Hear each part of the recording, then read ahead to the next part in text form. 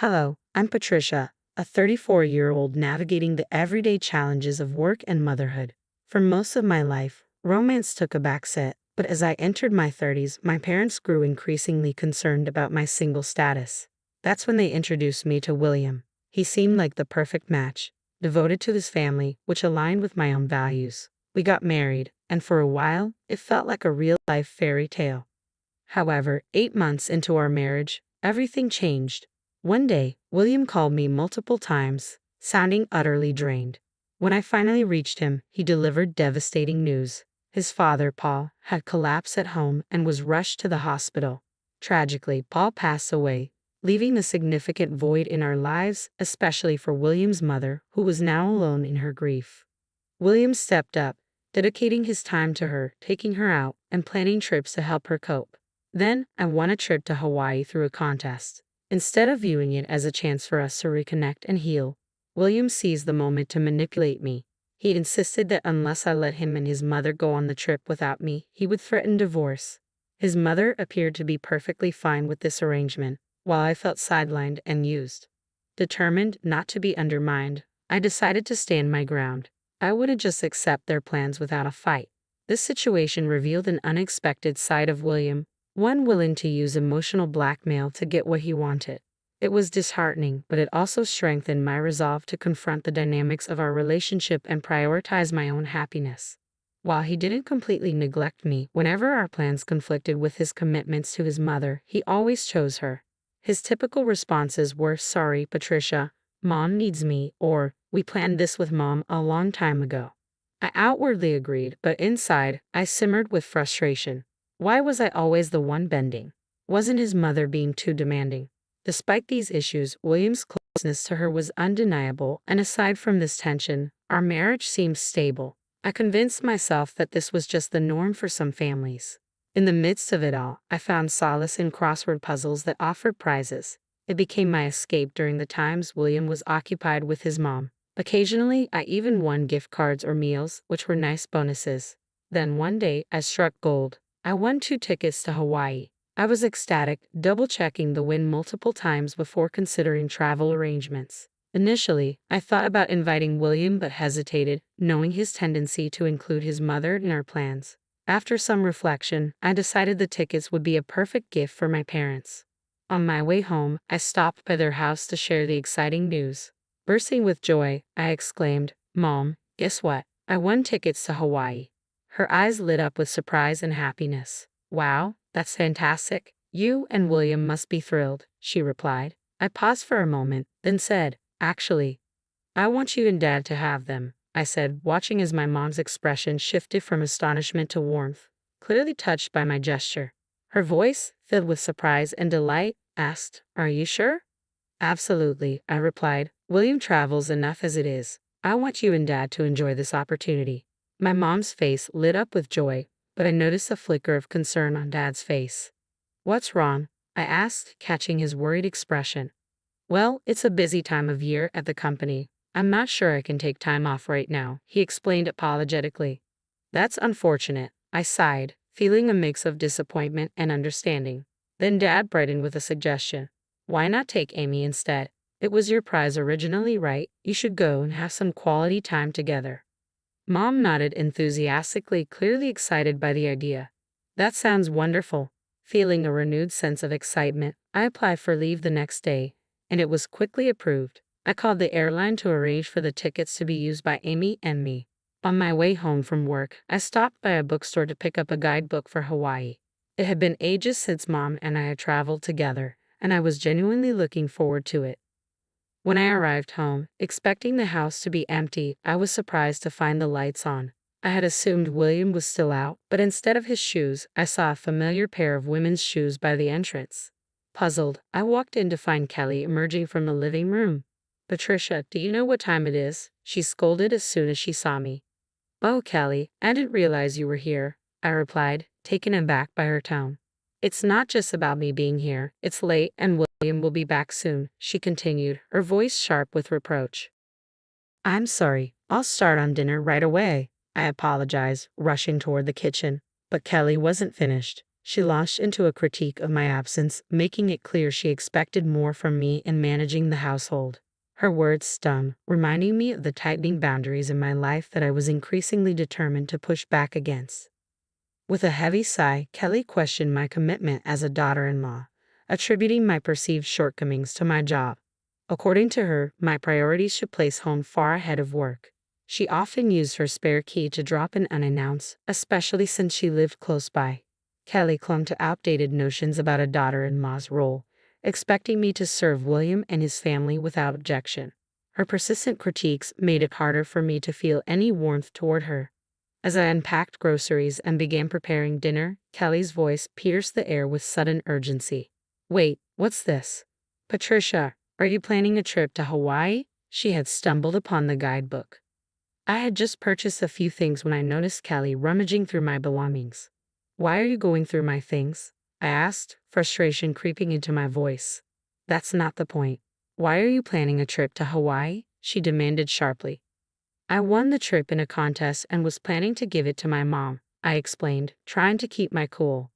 "I haven't heard anything about this. Why should I?" Kelly snapped back, her demeanor confrontational. Before our argument could escalate, William walked in. Kelly wasted no time informing him of her discovery, pointing at me with an accusatory finger. "Patricia is being thoughtless," she exclaimed. William turned to me, his expression stern. "What's going on here?" he demanded. "I won the trip and wanted to give it to my parents. Since Dad can't go, I thought Mom could go with me," I replied calmly, hoping to diffuse the tension. "Why didn't you discuss this with me first?" William asked, confusion and irritation in his tone. "It's my prize, William," I shot back, my frustration boiling over. "What's the big deal? You always travel with Kelly." "It's not the same. Mom and I only take trips within the country. We haven't traveled abroad in years." William countered, his voice rising. "How could you decide this without talking to me?" He slammed his hand on the table, cutting me off. "You're getting too bold for a daughter-in-law. Mom and I are going, and you're staying home." His words made me wince with their childishness. "Wait a minute, you've had enough of this trip," I said, trying to keep my composure. "If you're not happy about it, maybe we should talk about divorce." I couldn't believe I had just said that over something so trivial. It felt utterly ridiculous, but my anger flared. "I won this trip fair and square. I've already decided to give it to my mom. Can't you see the signs? For once, Mom wants to go. When does it end with you always putting Callie first? You never consider how I feel," I exclaimed, frustration bubbling over. "I don't care how you feel. This trip is for me and Mom. You stay home and behave," William insisted coldly, his dismissive tone chilling my affection for him. It was clear that I ranked lower than Callie in his priorities, and I couldn't keep dealing with this ridiculous dynamic. "Fine, do what you want and enjoy your trip. You should have listened in the first place," I replied calmly, trying to keep my composure. "Do what you want," William retorted dismissively, a far cry from the caring person I once knew. Meanwhile, Callie looked smug and victorious, relishing the turn of events. Needing space, I resolved to leave the house while they were away on their trip. The distance would give me time to think and perhaps figure out how to navigate this deepening rift. I decided to let William and Callie go ahead with their vacation plans. The next day, I called the airline to transfer the tickets to William and his mother. However, the conversation took an unexpected turn. The airline representative sounded concerned as they informed me, "I'm sorry, but once the participants are confirmed, we can't change them." "Is that so?" I asked, a wave of disappointment washing over me. "Yes, and this ticket requires the actual winner to be one of the travelers. So if it's your husband and mother-in-law, the ticket won't be valid," the operator explained. "So if I don't go, the ticket is useless," I clarified, seeking confirmation. "Exactly. Please check the documents we sent you. They mentioned this condition," they advised. After reviewing the documents, it became clear that only I, the winner, could use the ticket, and it couldn't be transferred. I decided not to tell William and Kelly right away. Instead, I made plans for them to travel at their own expense if they chose to do so. That evening, after returning from work, I casually brought up the Hawaii trip to gauge William's thoughts. "So, how about that trip?" I started. "Did you talk to the airline? Are Mom and I all set to go?" he asked eagerly, excitement evident in his voice. "I did call them," I said, handing over the winning documents along with the tickets. Here are the documents and the tickets. I only need the tickets, William replied dismissively, waving off the papers.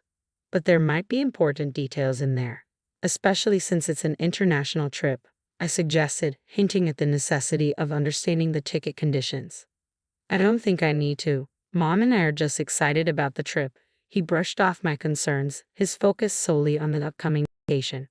As William skimmed over the importance of reading the fine print, I felt a mix of frustration and resignation. It was clear that he was overlooking crucial details that could affect the trip's feasibility. I've got it covered. We're efficient, unlike you, he retorted dismissively. Fine, whatever. I'll leave them here just in case, I replied, placing the documents on the table, knowing William might overlook the vital information they contained. As expected, on the day of their trip, after making sure William had left, I packed my bags and headed to my parents' house for a quiet stay. While unpacking, the anticipated call from William came through. As soon as I picked up, he burst out, "Hey, what's going on? They're saying the ticket can't be used." "That's right. If the winner doesn't go, the ticket is invalid," I explained calmly, trying to keep the conversation neutral. "What? Why didn't you tell me this earlier?" William demanded, confusion and frustration in his voice. "I did tell you, remember? I mentioned it might be a good idea to read the instructions," I reminded him, hoping he'd recall our earlier conversation. "You mean it was written in those documents you gave me?" William asked, frustration evident in his voice. "Exactly. It's your fault for not reading," I replied, maintaining my composure despite his growing agitation. "So how are we supposed to get to Hawaii?" he asked, his tone becoming more heated. "Well, the operator did mention that if the winner doesn't go, you'll have to pay the full price," I said matter-of-factly. William sounded frantic, and I could hear Kelly's voice in the background, signaling their shared distress. "William, what did Patricia say?" Kelly demanded. "Mommy, if Patricia doesn't go, we have to pay for the trip," William started to explain, his voice tinged with disbelief before handing the phone to Kelly. "Let me talk to her," she insisted, ready to take over the conversation, presumably to find a way out of their predicament. "I can't deal with this anymore," Kelly snapped sharply. I decided to let them sort it out themselves and hung up without another word. It wasn't long before William called back. "Hello," I answered, bracing myself for more drama. "What is it now?" "I'm busy," I said coldly, not in the mood for further complications. "It's not what you think. I tried to buy the tickets, but the credit card isn't working," he explained, sounding flustered. "Huh? I don't know anything about your card," I replied, genuinely puzzled.